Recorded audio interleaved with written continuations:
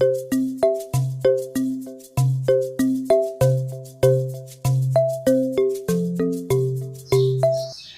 da mucho gusto que estés aquí con nosotros en el INEI.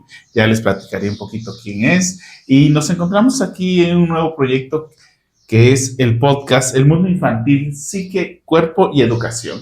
Es un proyecto que tiene años, puedo decir, en la cabeza, allí en el baúl, y finalmente se me va a hacer poder realizar este podcast con mi hermana Rosario, que ella es docente de educación especial y soy actriz. Ando en estos dos universos entre el teatro y la educación especial o la educación destinada a niños, niñas con necesidades educativas especiales, con discapacidad, con retos para aprender de diferente índole. Entonces, este podcast me da pena hasta decirlo, pero es único, va a ser único en su tipo. Es la conjunción de tres, voy a llamarle de tres campos del saber, de tres artes, que es el psicoanálisis, la pedagogía, la educación y la expresión escénica, el teatro. ¿Sí está bien dicho? Sí, está muy bien dicho, está muy bien dicho. Y yo creo que en esta necesidad, pues, de nosotros de separar los campos del saber, de pronto nos olvidamos que el saber se integra como una unidad en la persona, en la personalidad o en la persona o en la conformación de la personalidad.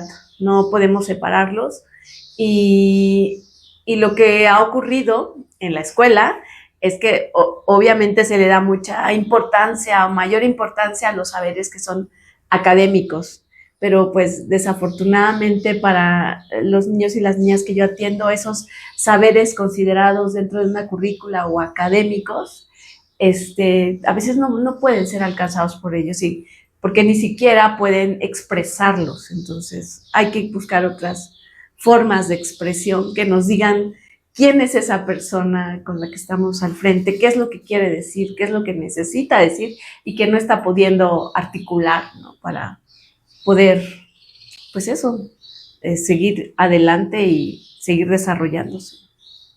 Y bueno, voy a hacer una breve pausa solamente para decirles a quienes nos están viendo, escuchando, en dónde nos encontramos. Fíjense que este es un proyecto también maravilloso son los consultorios comunitarios. Este es el tercer consultorio comunitario. Estamos aprovechando que vamos a lanzar este podcast y la inauguración del consultorio comunitario de la agencia de Pueblo Nuevo aquí en la ciudad de Oaxaca.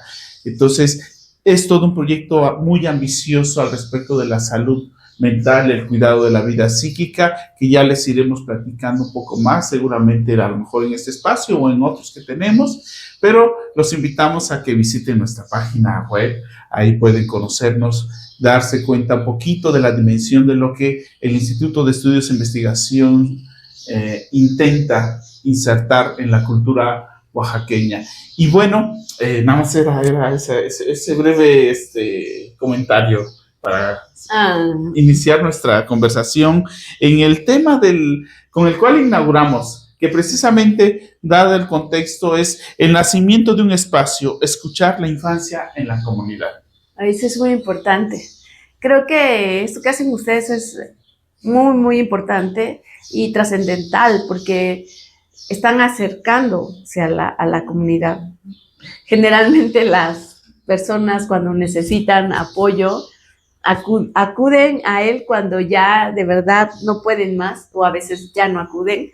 Y bueno, y el hecho de que ustedes hagan accesible a colonias como Pueblo Nuevo, a las personas de esta colonia, para que puedan tener un servicio cerca de su casa, accesible, pues creo que es muy, muy loable, ¿no? Porque además que, pues en nuestra cultura, lo último que atendemos es a nuestra salud psíquica, emocional, mental. Sabemos que está esa parte de nuestra vida ahí, pero pues no la estamos considerando como algo que también tiene que ser atendido. y a veces ya hasta que estamos rebasados, o a veces nunca, ¿no? Pero qué bueno que ustedes tengan esta visión de acercarse a la comunidad, porque a lo mejor la comunidad no se va a acercar por sí misma a lo que necesita o al psicoanálisis. A diferencia de la educación, ¿no? Que es así, ahí como que sí o sí, todos tenemos derecho y los niños tienen que ir a la escuela porque es su derecho, porque está legislado, porque hay que llevarlos desde, pues, ¿no? Desde que cumplen los 3 años y obligatoriamente desde que cumplen los 6, ¿no?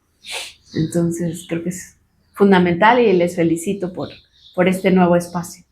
Pues muchas gracias, además que te estás incorporando a las actividades del INEI con este podcast este podcast surge también de muchas conversaciones que hemos tenido, ¿no? Que nos ponemos a platicar, ella desde su campo y yo desde el campo psicoanalítico, a veces ciertas problemáticas que ella en el ejercicio con los pequeños que son de 3 a 6 años, ajá, antes de entrar a la primaria. Exacto. Ajá. Entonces, a veces platicamos, comentamos, o me dice, oye, ¿te puedo canalizar a una mamá? Y pues, así surgió un poquito la idea de, oye, hay que hacer algo para la comunidad. Creo que tenemos algo que decirle, algo que compartirle al respecto de la educación, la enseñanza, el aprendizaje y la vida psíquica, esto que mencionabas hace un momento. Me hiciste recordar cuando íbamos a la brigada, que nosotros entusiastas fuimos a auxiliar a las personas del Istmo, nos instalamos consultorios, puedo decir que ahí fueron los primeros consultorios comunitarios que instalamos, y a pesar de que hay una necesidad, normalmente la gente, como mencionas, no acude, no existe esa cultura, va a la escuela porque ya está legislado, es una obligación, pero nadie va a un consultorio porque diga yo creo que necesito ayuda, apoyo, ¿no? De hecho, todavía nos toca escuchar principalmente más a hombres que mujeres, fíjate, y a lo mejor ahí nos vamos a poder encontrar tema también de papás que dicen, ¿para qué vas al psicólogo? Al psicoanalista, eso no sirve. Sí, incluso para educación especial, por ejemplo, dicen, ahorita no, más cuando yo estaba trabajando en el nivel de primarias, les decían, pero ¿por qué lo llamó la maestra? Mi hijo no está mal, mi hijo no está loco, incluso mi hijo no es tonto, o mi hijo no tiene un problema, ¿no? Mi hija no tiene un problema, ¿por qué está yendo con esa maestra, ¿no? E incluso muchas veces han dicho, porque nuestro trabajo es psicopedagógico, ¿no? Yo trabajo con un equipo en el que se supone que hay psicólogo, trabajador social, ¿no? Idealmente, en mi caso no lo hay, en el caso de mi servicio, pero de pronto me decían la psicóloga, y yo no soy la psicóloga, soy la maestra de educación especial, más bien mi función es otra dentro de la escuela. Pero ya en cuanto sabían que iban a ir a usar, decían, pero mi hijo no está loco, mi hijo no está malo, mi hijo es normal, mi hijo hace lo que todos los niños y las niñas, o sea, no sé por qué está yendo allá, ¿no? Y entonces sí creo que hay un gran temor a asumir que tenemos una vida psíquica, algo que no se ve que tenemos, sobre lo que tenemos que trabajar, pero que tiene sus consecuencias. En este caso, en el caso de las madres y los padres, es que su consecuencia se ve en la crianza, ¿no? Se ve en las niñas y los niños, se ve en sus conductas, en sus formas de proceder, en sus formas de relacionarse. Y bueno, pues así la vida, yo creo que también nos toca hacernos espacio para que las personas empiecen a darle un lugar importante, o por lo menos saber que hay un espacio en donde pueden acudir para ayudarse, ¿no?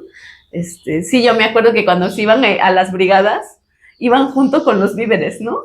Sí. O sea que eso me hacía muy significativo, porque yo sabía que ustedes iban a empaquetar víveres, que iban a hacer despensas, y que se iban con los camiones de los víveres, que era ofrecer sí ese alimento y esa necesidad inmediata y concreta de alimento, pero también otro alimento que me parece fundamental que vayamos generando en el imaginario de las personas, en su parte de sus vidas, incorporando las culturas, que está esta otra beta que también nos puede ayudar a ser un poquito más conscientes, ¿no?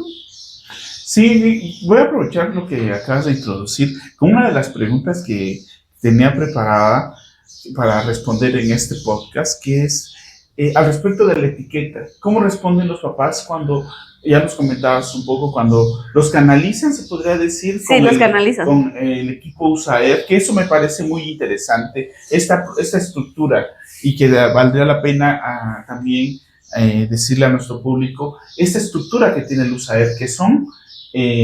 Somos unidades de servicio de apoyo a la educación regular. Ese era como USAER significa eso. A ver, otra vez. Unidad de servicios de apoyo a la educación regular, ¿no? Que ahí el nombre también tiene ahí sus bemoles, ¿no? Porque el hecho de la educación regular nos dice ya como, o supone la existencia de una educación irregular, ¿no? En realidad estamos en las escuelas de educación básica, no todas las escuelas tienen este servicio, y es un equipo conformado por psicólogo, trabajadora social, maestra de educación y maestra de lenguaje y área pedagógica.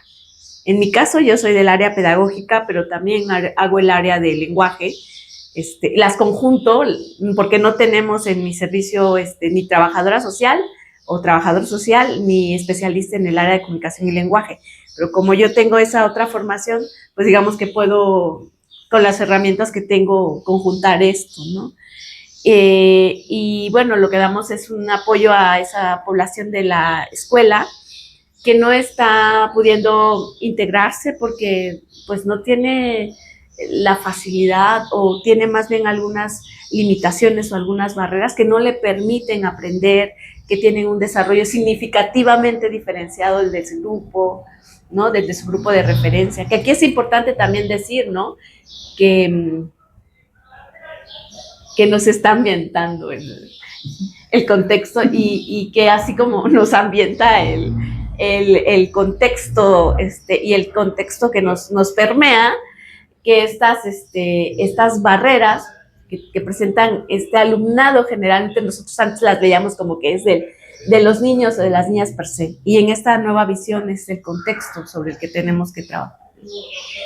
Ahorita mencionas, voy a aprovechar esta aclaración que el título de la unidad USAER tiene como decías, un bemole, ¿no? La presunción implícitamente la presunción de una educación irregular, ¿no? Que es un poquito también batallar con el asunto de las etiquetas que llegan a ponerse a los niños, a nosotros nos llegan ya etiquetados, diagnosticados, que en lo particular, y no solamente por el asunto particular de una opinión, sino que por la estructura y el método psicoanalítico de investigación que aplicamos, ya el hecho de que llegue un niño diagnosticado nos plantea una infinidad de retos. Sí. ¿Sí? Pero hace un momento, el hecho de que se plantee en un título la presunción de una educación irregular es cómo llegan los niños con ustedes etiquetados, cómo lo viven, cómo llegan el papá, Ajá, los maestros y el niño. Es decir, si nos pudieras platicar un poquito más. bueno, voy a ir un poco como a la raíz, ¿no? De educación especial. En un principio, o sea, digamos que cuando se aparece de que existen derechos y que todos los niños, las niñas tienen derecho a ir a la escuela, con la psicometría, ¿no? Con el boom de la psicometría, bueno, sí, todos van a ir a la escuela, pero no todos van a ir a la misma escuela, ¿no? Porque hay unos que tienen una inteligencia normal y estos van a la escuela de los normales. Y unos que no alcanzan a cubrir como esta puntuación de normal, entonces estos van a la escuela de educación especial. Entonces vamos a hacer una escuela para estos que sí aprenden y una otra escuela para estos que les cuesta aprender o van a aprender con limitaciones, ¿no? Eso, disculpa que te interrumpa, para nuestro público que no es conocedor, a eso se refiere la psicometría. Es decir, ¿qué sería? Una especie de medida de Ajá. cómo aprende el niño. Ajá, digamos que por los 1900 más o menos, empiezan el boom de los más para adelante, me parece los test psicológicos, que miden el rendimiento intelectual de las personas, ¿no? Y entonces ahí dicen, bueno, pues entra dentro de la norma del coeficiente intelectual considerado normal de 90, no sé, a lo mejor Dina o los psicólogos de aquí me podrán como ser más precisos en ese dato, pero sí, entraba como ahí, esa Digamos, población entra en una norma. Una categoría de niños que pueden aprender de determinado ritmo, estos pueden ir para acá, a estas escuelas. Los normales. Los normales. Ya desde ahí empezaron ahí está, justamente, estándar, porque hay una norma, ¿no? La normalidad, los que entran en la norma, ¿no? ¿No? Que creo que antes era como un poquito más, que van cambiando como, no sé, como... Y entonces, todos estos que hasta había como categorías como la idiocia, ¿no? O sea, había palabras fuertes, pues, para calificar a los que estaban dentro de esos, que no los quiero mencionar ahora mismo, pero eran palabras fuertes para mencionar a esos que estaban fuera de la norma, ¿no? Y entonces surge la educación especial, ¿no? Pero eso lo venimos arrastrando nosotros, porque ahora mismo, cuando se habla de una regular y de una irregular, es como que también hay una regla, algo que debe ser como digamos, como estable y algo que no lo es, ¿no? Y bueno, vino después como a cambiar nuestra posición o nuestra función dentro de la educación, todas las investigaciones y todos los avances en materias de educación, en materia de psicología, en materia de pedagogía, en materia de discapacidad, y hoy en día se habla de inclusión, ¿no? Y dentro de esa inclusión, se supone que todos los niños deben ir a la escuela, pero ¿qué pasa también ahora? Que están las etiquetas, es decir, antes en ese paraguas de lo que se llamaba necesidades educativas especiales, iban debajo de ese paraguas todas las etiquetas, ¿no? Pues todos los niños con discapacidad motriz, con discapacidad intelectual, con problemas de lenguaje, con problemas de conducta, con problemas de aprendizaje, con niños con autismo, todos iban allá abajo, porque todos no aprenden con lo que hay convencionalmente en la escuela, ¿no? Y hoy en día, ¿qué pasa? Pues que se requiere de los diagnósticos. Sí se requiere de pronto de esos diagnósticos, o sea, y de que exista una, para mí, desde mi punto de vista, de que pueda yo saber qué está pasando con ese niño. El problema ha sido qué estamos haciendo con eso. O sea, ¿por qué a un niño no lo define? Es una persona, no lo define en la etiqueta. O sea, por ejemplo, dicen niños sordos o niños discapacitados intelectualmente, niños discapacitados motrizmente, y a ellos no los define esa etiqueta. Es una persona y un niño antes que su etiqueta. Y tienen necesidades, que esas, ¿quiénes las vamos a cubrir? Pues nosotros. El tener esas etiquetas lejos de nosotros, de a nosotros, darnos herramientas para saber lo que tenemos nosotros que hacer, ha sido como una materia de decir, es que yo no estudié para ser maestra de niños con autismo, no estudié para ser maestra de niños ciegos, es que yo no estudié para ser maestra con niños con problemas de conducta. Pues no estudiamos para eso, pero son los que llegan, y esa es la diversidad con la que hay que trabajar. Y además, a mí me gusta mucho mencionar como a un autor que me gusta mucho, que se llama Carlos Escliar, que dice que es una cuestión de actitud, porque nunca estamos preparados para esas cosas como no estamos preparados para la vida, ¿no? Entonces, que más bien lo que nos corresponde es tener una actitud abierta para aprender a través de las necesidades que nos van a plantear esas infancias, esos niños, esas niñas que llegan con nosotras a la escuela. Perdón, me salió un poco, pero... No, para nada, está muy bien. Lo que pasa es que, como has dicho tanto, y creo que valdría la pena ir rescatando algunos puntos que creo que nuestro público puede, ¿cómo se llama?, beneficiarse con, si profundizamos en ciertos nodos que le voy a llamar de lo que has dicho.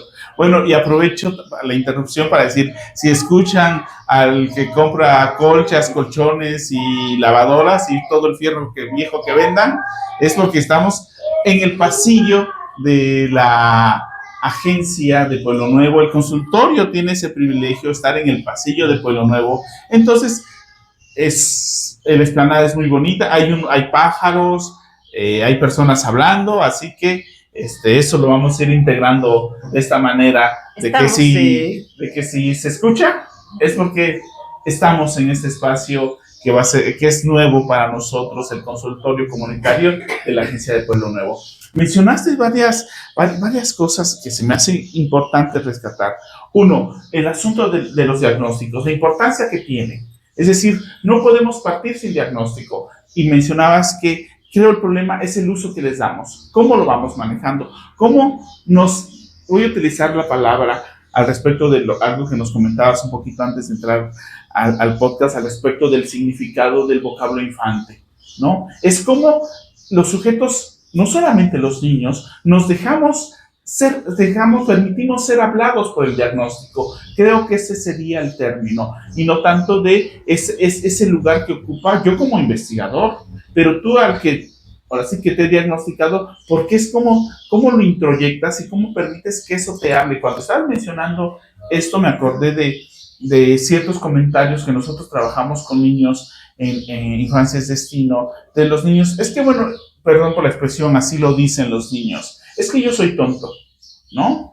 Y ya cualquier cosa que le acontezca, la respuesta es que yo soy tonto. Pero mencionaste algo bien interesante, como el maestro, estoy suponiendo que los maestros, estas respuestas, no, es que yo no estoy preparada para niños con problemas de aprendizaje, con problemas, no sé, de conducta. Es que no estoy preparado. ¿Cuál sería la diferencia entre esa respuesta del adulto y el pequeñito que ante todo lo que le acontece, él dice, es que soy tonto? Es decir, ¿cómo nos vamos dejando al paso del tiempo a permitir que el otro hable, en este caso el diagnóstico? Y otra cosa que es importante mencionar por lo que estabas diciendo es el asunto de la norma, ¿no? Creo que podríamos dar la impresión que cuando estamos hablando que estamos en contra de esa norma, y estaba recordando cómo se crea una ciencia, cómo se crea un campo del saber, y me acuerdo de un fragmento, aprovecho para decirlo porque luego dicen que Freud inventa cosas. En uno de sus textos, que es Pulsiones y Destinos de Pulsión, la primera página voy a hacer alusión a Morrow Editores, que son las obras completas de Freud, es en la primera página. ¿Sí? Si van a revisarla, van a darse cuenta de la seriedad y la formalidad con que Freud forjó su campo del saber. Y él toma cómo se crea una ciencia, él desarrolla cómo se crea. Y dice, va a haber arbitrariedades, tengo que poner una norma, tengo que poner algo que me oriente. Entonces, sí son importantes, creo, son necesarias, no podemos partir de algo que no está establecido, porque si no estaríamos navegando sin brújula en un vacío.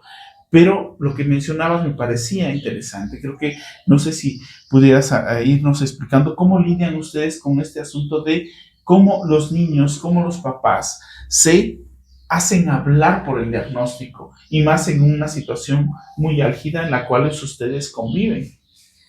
Sí, bueno, voy a regresarme un poquito y voy a hablar de esta gráfica de Gauss. ¿Sí? En la que están las normas. Entonces, digamos que yo trabajo con los que están a las orillas de esa curva, ¿no? Y bueno, en mi caso, debo decir que no todos traen diagnóstico, a veces solamente están en el proceso del diagnóstico o están dando visos, porque es hasta que entran a la escuela y tienen relación con otros niños, otras niñas y con otras personas adultas, que uno puede ver ciertas cosas que nosotros llamamos como focos rojos, ¿no? O señales de alerta, ¿no? Y entonces, como dices, la norma es una referencia, ¿no? Pero como debemos ir más allá de esa referencia, pues nosotros tenemos que investigar allí qué está pasando. A veces nosotros no somos los especialistas en saber qué es exactamente lo que le está pasando a ese pequeño, a esa pequeña, porque eso que viene a manifestar en la escuela a través de sus conductas son solo síntomas de algo más profundo, más complejo, ¿no? Y bueno, y en el caso de los chicos y las chicas que ya llegan con un diagnóstico, también tiene su complejidad, porque pues vienen a veces que ¿quién nos lo va a dar a conocer? Pues la madre o el padre o la persona responsable de ese pequeño, ¿no? Y a veces ya vienen como, a veces ellos mismos con una idea de, es que se porta así porque es que como es autista, entonces no puede regularse, entonces lo dejamos que haga lo que quiera, porque golpea porque así es parte de su diagnóstico y nos lo explicó el médico, ¿no? ¿No? Es que no habla, pero ya nos dijeron que ya va a hablar y que aquí en la escuela le van a enseñar a hablar, ¿no? Así era su abuelito, ¿no? O no habla porque así era su papá era igualito, ¿no? Eso ya es de familia. Y entonces también las familias ya llegan de pronto con sus propias apreciaciones, interpretaciones de lo que le está pasando a su niño. Unas veces es como que están en el proceso de aceptar que hay algo ahí sobre lo que van a tener que trabajar más, que va a ser un reto más complejo, más complicado, que les va a exigir más en todo sentido. A veces no lo han aceptado y llegan así como escondiendo un poco el diagnóstico y lo dicen después, ¿no? Como, es que ya lo había yo llevado y ya me habían dicho, pero pues no quiero que ustedes se hagan un prejuicio y que por eso mejor no lo había dado a conocer, ¿no? Y entonces llegan como con diferentes perspectivas. Los que ya traen un diagnóstico es más complicado a veces que los que no lo tienen, aunque es contraproducente. Digamos que un diagnóstico temprano puede ayudar, ¿no? Y lo otro es que qué tal que no lo recibían, entonces por eso es que ahorita le vengo diciendo lo que me dijeron, lo que pasó. Es muy importante este primer contacto entre la escuela y los padres por ello, ¿no?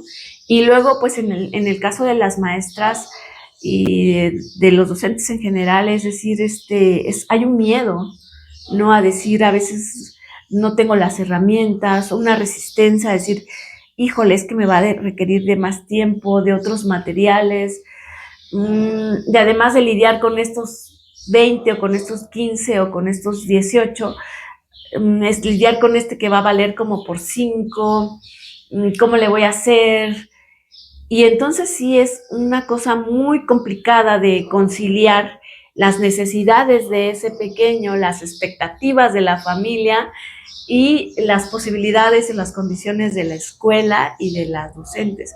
Porque además, a veces pensamos que no nos implica o sea, que eso, que también ha sido un tema a discutir, que eso, el diagnóstico, esto que dices de ser nombrado, de ser, ¿cómo dijiste? Hablado por el diagnóstico. Hablado por el diagnóstico. Es algo sobre que me parece muy interesante que lo introduzcas, porque el niño no es su diagnóstico, ¿no? No y sí, porque cuando se te presenta en el aula, está de una determinada forma cada día, ¿no? Te ayuda a entender lo que le pasa a lo mejor en un sentido, pero no en un sentido total, porque la vida, como este consultorio, está permeada constantemente por la influencia de la afuera, ¿no? Y es ahí donde uno, pues, observa primero, observa, escucha, y luego entonces intervienes. Fíjate que voy a aprovechar a interrumpirte porque también algo que se me estaba pasando al inicio y creo que también no lo pude introducir porque creo que no se daban las condiciones. Ahorita creo que ya va tomando forma este espacio, el mundo infantil, psique, cuerpo y educación, este podcast. Entonces, creo que aquí ya empieza a tomar forma la importancia y la relevancia que este podcast puede adquirir para la comunidad. ese espacio en donde pueden venir a tomar conciencia y noticia de lo que acontece en ese mundo infantil, en ese pequeño, ese hijo, esa hija o esos hijos, porque a veces las circunstancias, pues a veces una mamá tiene 2 niños en el jardín de niños, ¿no? Y el otro ya se va a la primaria y el otro está pasando al segundo. Entonces son varias circunstancias. Y también hay algo que ahorita que estoy mencionando esto, hace poco introdujimos en el seminario de formación una sección que se llama Cátedra Psicoanalítica, y hay una frase que dice, donde la teoría colapsa con la vida cotidiana. ¿Sí?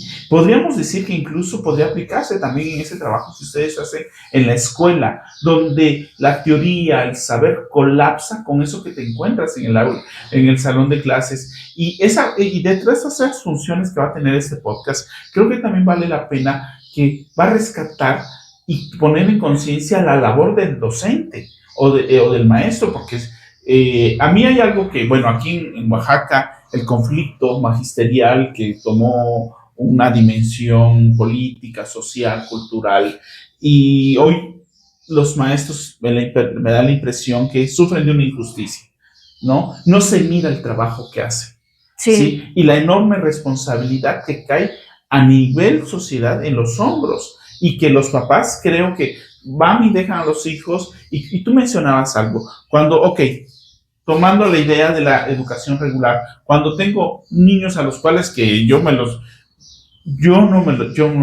los quiero imaginar, pero a veces me los imagino, la angustia de tener 20, 30 niños que pongan atención, que se comporten, ¿cómo le hacen para tener ese dominio? Y de repente un alumno que no es para ese salón, sino que es para USAER. Sí, y ese enorme trabajo que hacen ustedes. Eso que dices ahora me trae a reflexionar y me trae también a expresar cómo hay una gran exigencia sobre que del sistema, pues, de que tú tienes que recibir a todos los alumnos independientemente de su condición social, raza, género, etcétera, etcétera, etcétera. Y cómo no das las herramientas a las docentes, porque no hay talleres, o sea, de verdad que no se ofrecen para los maestros cursos de actualización sobre estos temas, de herramientas y estrategias específicas para la atención de esta población, cursos abiertos a los que ellos puedan acudir en algún momento. Este año tengo un alumno que me dice que tiene TDAH, o este año tengo un alumno ciego, entonces puedo acudir a esta instancia para que me capaciten, para que me den herramientas para aprender el braille, o si tengo alumnos sordos para aprender la lengua de señas, o que me acompañen en este proceso. O sea, no los hay, ¿no? Y sí, efectivamente, la teoría, pues no, pues uno puede leer mucho sobre cómo uno tiene que estar ahí, qué punto de su desarrollo y tal, pero no pero no alcanza para el actuar. Puedes entender mucho en tu cabeza, pero solucionarlo en la vía práctica, en la vía de la planeación, en la vía de las estrategias didácticas, de los materiales, de cómo organizas el aula, de dónde pones qué cosa. Y esa es otra, ¿no? Las aulas.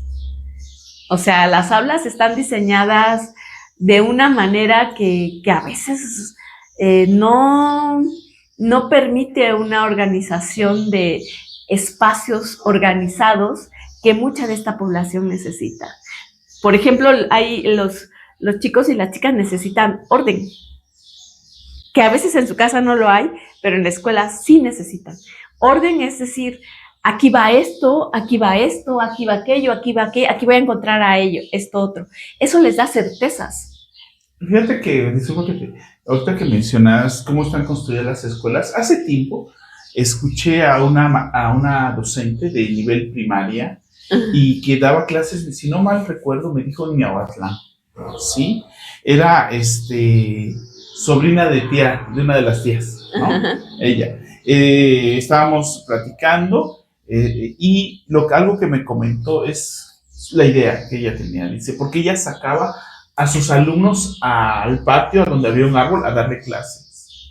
Dice que para ella en ese contexto fue muy evidente que el salón, que los seres humanos no estamos hechos para el concreto. Un salón son 4 paredes de concreto, un techo de concreto, y dice, y los niños son de campo. Es la tierra, conviven con la tierra, con la naturaleza. Entonces, meterlos a ese cuadro, a esa caja de concreto, me di cuenta que se distraían, que no prestaban atención. Paradójicamente, que se pensaría teóricamente que estando afuera se distraerían más, y era cuando más concentrados estaban, más aprendían. Es ahí donde la teoría choca con la realidad. Y también creo que tiene que ver con la visión de la docente, ¿no? Y entonces yo digo, es cuando la docente seguramente hay una actividad enfocada. O sea, es decir, ella sabe por qué están afuera, pero también hay un propósito. Y eso es muy importante. Yo trabajo en una escuela, bueno, en 2 ahora, donde los niños tienen una actividad de cultivo, ¿no? Y entonces en esa actividad de cultivo, los niños, que lo primero que hacen cuando llegan a la escuela es salir a regar, a mover la tierra, a remover la tierra, a trabajar con la tierra. Y luego de esa actividad, pues ya entran al aula, ¿no? Para mí es más fácil verlo en preescolar. La verdad que conforme va avanzando en los ciclos, la educación, pues cada vez hay menos esa posibilidad de las docentes de ser flexibles y de plantear actividades que se salgan de esa currícula o de esos planteamientos normados, ¿no? Fíjate que ahorita que haces ese panza, voy a aprovechar algo que se me ocurrió introducir en el momento que estabas planteando todas esas dificultades, porque además hay otra dificultad que hay que tomar en cuenta, y por lo general no se le presta atención, y lo entendemos porque no es el campo de la gente, que es algo que nosotros estamos intentando en el instituto, que es llevar y generar una cultura del cuidado de la vida psíquica, una cultura psicoanalítica le llamamos. No se toma el yo en cuenta. Les explico un poquito quién es el yo. El yo es este que está hablando, es el que conversa, el que se ríe, el que escucha. Y el yo tiene una cualidad entre todas esas funciones. Ya después les platicaremos un poquito más. Solamente él cree que lo que está haciendo está bien. O va a encontrar las formas para justificar que lo que está haciendo para no hacer más.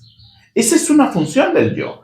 Entonces, si a eso le agregamos esto, porque hace rato que estabas comentando que no hay un lugar donde irse a capacitar, eso sería una buena iniciativa hay que pasarle el tip al gobierno o a alguna institución. Sería genial que existiera un instituto en donde los maestros pudieran irse a capacitar en distintas áreas en donde están teniendo, no más que dificultades, donde la realidad les presenta un reto, ¿no? Eso sería interesante que existiera dentro de la organización de educación esa área de preparación. Pero además de que no existe el yo del educador, del profesor, de la profesora, de la docente, puede decir, ¿cómo para qué? ¿Qué sentido tiene? Y el yo pues se va a justificar, ¿no? Tengo muchas cosas que hacer, pues esa es función del yo. Ahí es donde entra esto que estamos haciendo dentro del instituto, ¿no? Sí, y creo que sí no hay que darle esos pretextos al yo. O sea, como que quiero decir que si tienes esto, y ahora en internet, pues, ¿no? Hay también mucha información, que ahí hay que saber cómo discriminar lo que te sirve y lo que no te sirve. Pero pues pues sí creo que ya hoy en día también hay otras posibilidades de buscar y de allegarse a estos a conocimientos, herramientas. Pero yo sí creo que sería muy benéfico que fuera como un acompañamiento más que teórico, un acompañamiento práctico. Ay, es que acabas de dar en un punto que es la intención de algo. Nosotros, bueno, en el instituto somos, como lo sabes, somos generadores de lo que le llamamos dispositivos clínicos sociales.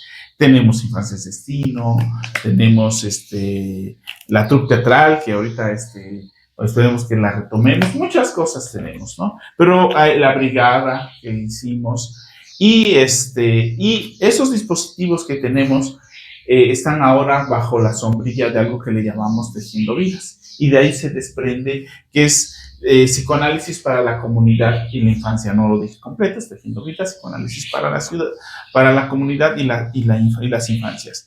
Y en ese proyecto vamos a las escuelas, hasta por ejemplo ahorita estamos intentando implementarlo en un jardín de niños, en donde precisamente la intención es darle ese acompañamiento a la docente, ¿sí? Que aquellas vicisitudes, no somos expertos en lenguaje, ahí hay una área, pero en este conocimiento que tenemos de la vida psíquica es darle ese acompañamiento, ¿no? A las docentes. Es el cómo llevar, y en este caso, en lo que es nuestro tema, que es no dejar que el diagnóstico hable por el niño, ¿sí? El niño que le llamamos, ahí es una frase que nosotros utilizamos, es devolverles la soberanía psíquica al niño, porque es la única forma de que él encuentre soluciones, ¿sí? Él no se victimice, ¿sí? A veces en la clínica psicoanalítica nos llegan personas ya adultas, lo que pasa es que nunca tuve a mis papás, ¿no? Ya tienen 50 años y siguen culpando esa historia, ¿sí? Sigue marcado su destino porque es que mi papá era alcohólico y mi mamá nos abandonó, ¿no? Es decir, y no supo qué hacer. Entonces, se trata de todo este ejercicio que vamos a hacer es un intento de que la comunidad despierte, que mire más allá, que escuche a sus niños y niñas. Sí, y creo que eso es fundamental, ¿no? Hay hoy en día muchas asociaciones a nivel internacional de personas con discapacidad o de personas que en algún momento pues estuvieron excluidas de sus comunidades o de las vidas de sus comunidades o de participar en la vida de sus comunidades. Y ellos, me parece importante, lo que dicen es como que hablar, que ellos decían que nosotros podemos hablar por nosotros, no necesitamos que alguien que no es nosotros hable por nosotros, porque eso ya lo hemos vivido mucho, ¿no? Las etiquetas que hablan por nosotros. Y entonces ellos decían, nosotros lo que estamos pidiendo es no más que pidiendo, nosotros lo que tenemos es una capacidad de autodeterminación, una responsabilidad sobre nuestras vidas y una capacidad de vida independiente, ¿no?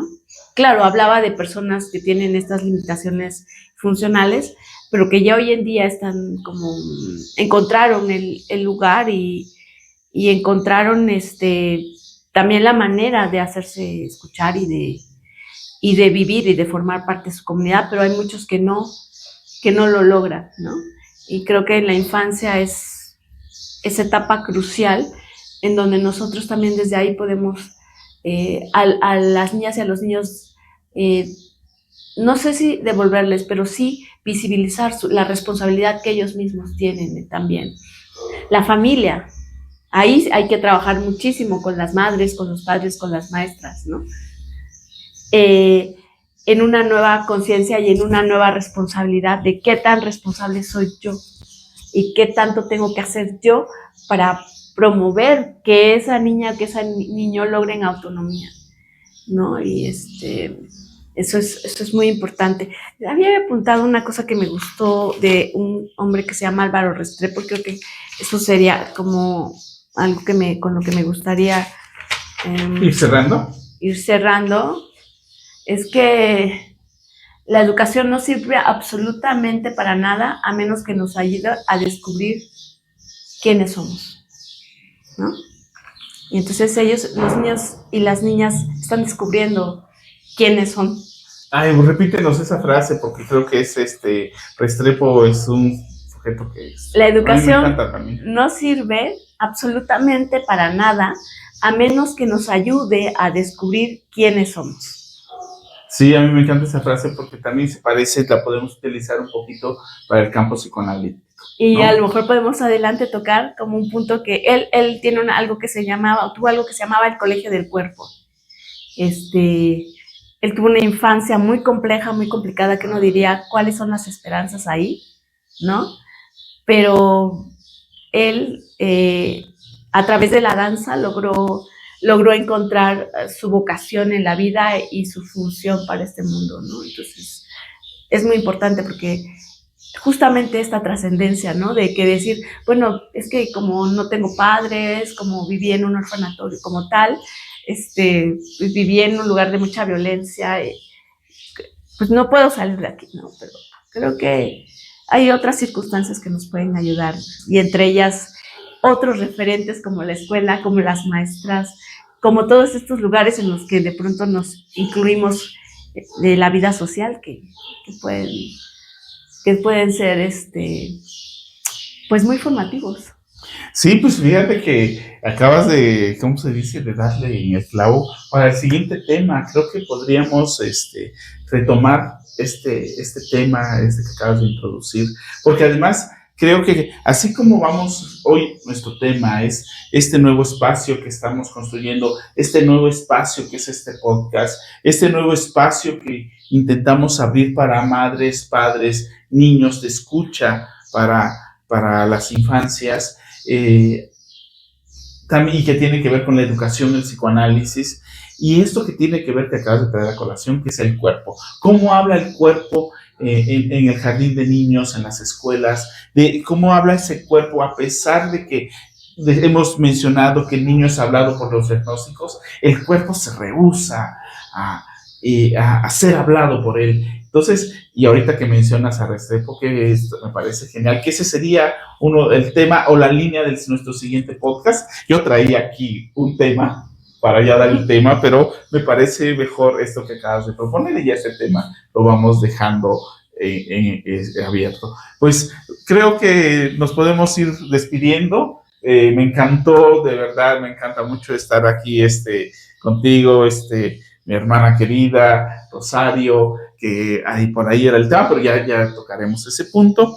Y que el tema al respecto del nombre, ¿no? Sí. Pero ya, eso ya ni lo mencionamos. Quedémonos con esta línea de cómo habla el cuerpo de las infancias, ¿sí? Y bueno, y así como Rosario nos tenía preparada esta frase maravillosa de Restrepo, yo quisiera despedirme con la frase con la cual vamos a ir cerrando todos nuestros podcasts, que es: porque la infancia no es solo un instante, es destino. Escuchemos a nuestras niñas y niños, solo así les devolveremos su soberanía psíquica. Nos escuchamos en el próximo podcast. Muchas gracias. Hasta la próxima. Hasta la próxima.